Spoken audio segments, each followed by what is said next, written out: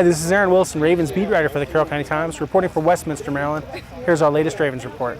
Defensive tackle Haloti Ngata left the field with a minor back spasm, took a helmet to the back.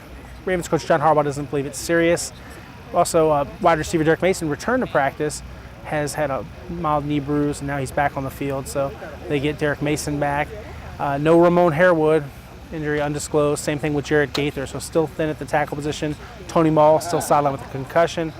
And they did get Stephon Rogers and David Hale back, so the offensive line gets a few guys back, a few other guys still on the injured list. And that was a pretty good practice considering the heat.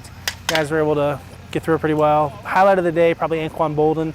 Great over-the-shoulder catch, touchdown from Joe Flacco. Anquan's a guy that could just, you can put the ball anywhere around him, and he's gonna come to it strong and go get it for you. And he's gonna come down with the ball. So, I've figured that out in a short period of time. And he's just a bright guy, man. He knows football. So when he goes out there and takes the field, he understands what we're trying to accomplish each play, and he's really helped out the rest of our guys, I think.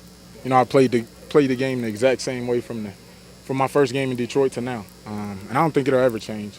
I think if I changed the way that I play, I wouldn't be me. So, the way I approach the game, I'm gonna come out, I'm gonna be physical, and that's the only way I know how to play.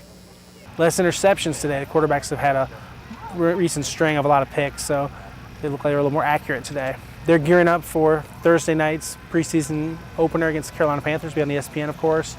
And Ravens coach John Harbaugh said that he wants to see some execution. He wants to be able to evaluate guys. He wants to see guys carry over what he sees on the practice field to the games. He wants to make sure that there's a consistent standard of play. I think execution's the main thing. I think we like our guys to be sharp. Be on target, whether it's blocking people, throwing the ball.